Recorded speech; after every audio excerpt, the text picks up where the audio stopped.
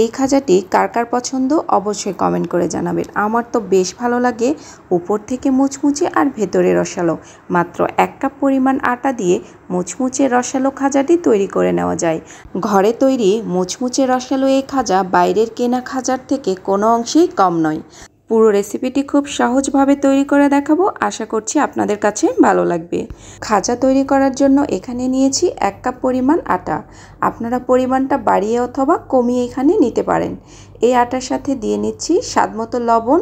আমি এখানে প্রায় 1 চিমটির মতো লবণ ব্যবহার করেছি। এরপর দিয়ে নিচ্ছি 1 টেবিল চামচ পরিমাণ চিনি। চিনিটা এখানে অপশনাল, চাইলে দিতে পারেন, না চাইলে বাদ দিতেও পারেন। এরপর দিয়ে নিচ্ছি 4 টেবিল চামচ পরিমাণ রান্নার তেল। সবগুলোকে একটু আলতো হাতে মাখিয়ে নেব। এরপর এর মধ্যে অল্প অল্প করে পানি দিয়ে একটা সফট ডো তৈরি করে নিতে হবে। পানিটা একবারে দিতে যাবেন না, তাহলে এটা নরম হয়ে যেতে পারে। অল্প অল্প করে পানি দিয়ে এই ডোটাকে মাখিয়ে নিতে হবে। নর্মাল ডো যেরকম আমরা তৈরি করি জাস্ট সেভাবে এই ডোটাকে তৈরি করে নিতে হবে। তো ডোটা একদম কিন্তু ভালো মতো করে হাত দিয়ে ভালো করে মাখিয়ে নিয়েছি। এখন হাত থেকে যখন ছেড়ে আসবে তখন বুঝতে পারবেন যে ডোটা একদম মাখানো হয়ে গেছে। এটাকে 10 মিনিটের জন্য সাইড করে রেখে দেব। এরপর আমি একটা গোলা তৈরি করে নেব। নিয়ে নিচ্ছি 2 টেবিল চামচ পরিমাণ কর্নফ্লাওয়ার। এর মধ্যে দিয়ে নেব 3 টেবিল চামচ পরিমাণ রান্নার তেল। দিয়ে আমি এই গোলাটা তৈরি করে রেখে দেব, পরবর্তীতে এটা আমি ব্যবহার করব। তো এটা রেখে দিয়েছি। এখানে তেলের পরিবর্তে চাইলে আপনারা ঘিটাও ব্যবহার করতে পারেন। তো এটা তৈরি হয়ে গেছে, এটাকেও আমি এখন সাইড করে রেখে দেব। এরপর তৈরি করে নেব চিনি শিরাটা। আমি এখানে 1/2 কাপ পরিমাণ চিনি নিয়েছি, তার সাথে 1/2 কাপ পরিমাণ পানি নিয়েছি। এখন চিনি এবং পানিটাকে 1 মিনিটের মতো জাল করে নেব হাই হিটে। তো 1 মিনিট বাদে পানি এবং চিনি একদম টকবক করে বলক উঠে এসেছে। আমি এটাকে আরও 2 মিনিটের মতো জাল করে নেব। শিরাটা অনেক বেশি পাতলা না, আবার অনেক বেশি ঘনও না, জাস্ট চিটচিটে একটা শিরা তৈরি করে নিতে হবে। তো শিরা একদম রেডি হয়ে গেছে। আমি এটাকে ঠান্ডা করার জন্য রেখে দিয়েছি। 10 মিনিট বাদে ডোটাকে আমি আরও খানিকক্ষণ মেখে নিয়েছি। এরপর এটা থেকে 5টার মতো লেচি কেটে নিয়েছি। 1 কাপ পরিমাণ আটা থেকে এই 5টা লেচি হয়ে গেছে।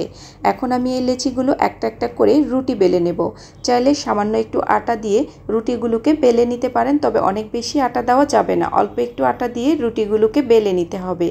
এখন এই রুটির উপরে আমি যে গোলাটা তেল আর কর্নফ্লাওয়ারের গুলিয়ে রেখেছিলাম এটা এর উপরে মাখিয়ে নিতে হবে। অনেক বেশি দেওয়া যাবে না, অল্প পরিমাণ দিয়ে পুরো রুটিটা ছড়িয়ে দিতে হবে। এর উপরে আমি সামান্য একটু আটা ছিটিয়ে নিচ্ছি। এখন আমি দিয়ে নিচ্ছি আরও একটা রুটি। এইরকম করে একটা একটা করে রুটি একটার উপরে রেখে দিতে হবে।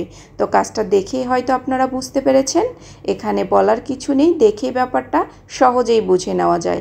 এখন আমি এর উপরে আবার কিছুটা এই তেল এবং কর্নফ্লাওয়ারের গোলাটাকে লাগিয়ে নিয়েছি, উপরে আরও কিছুটা আটা ছড়িয়ে দিয়েছি। এরকম করে সবগুলো রুটিকেই দিয়ে নিয়েছি। এখন রুটিটাকে আলতো হাতে প্রেস করে আরও একটু লম্বা করে নেব।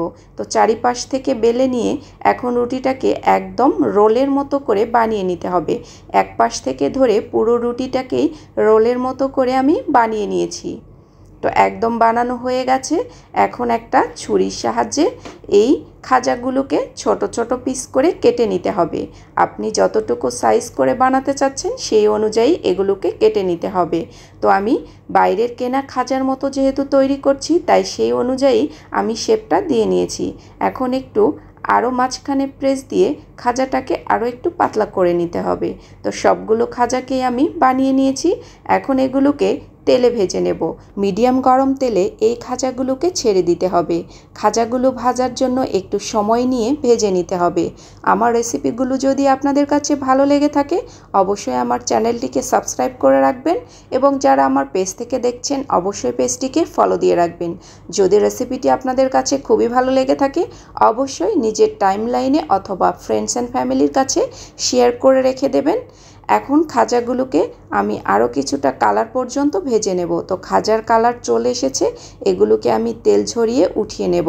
তো কালারটা দেখেই বুঝতে পারছেন বাইরের কেনা খাজার মতোই হয়েছে। তো এখন আমি এগুলোকে তেল থেকে সরাসরি উঠিয়েই ঠান্ডা শিরার মধ্যে ভিজিয়ে নেব। আর এগুলোকে অনেকক্ষণ বেশি ভিজিয়ে রাখার প্রয়োজন নেই, জাস্ট 30 সেকেন্ডের মতো উল্টিয়ে পাল্টিয়ে শিরার মধ্যে একটু গড়িয়ে নিলেই খাজাগুলো একদম রসালো হবে। 30 সেকেন্ডের মতো রেখে খাজাগুলোকে আমি শিরা থেকে উঠিয়ে নেব। তো খাজাগুলো একদম তৈরি হয়ে গেছে। তো দেখুন কালারটাও কত সুন্দর এসেছে, মুচমুচে রসালো এই খাজা দেখেই মনে হচ্ছে না একটা টুক করে মুখে দিয়ে নিই। তো আজকের এই খাজার রেসিপিটি আপনাদের কাছে কেমন লেগেছে? ভালো লেগে থাকলে অবশ্যই আমার চ্যানেলটিকে সাবস্ক্রাইব করে যেতে ভুলবেন না।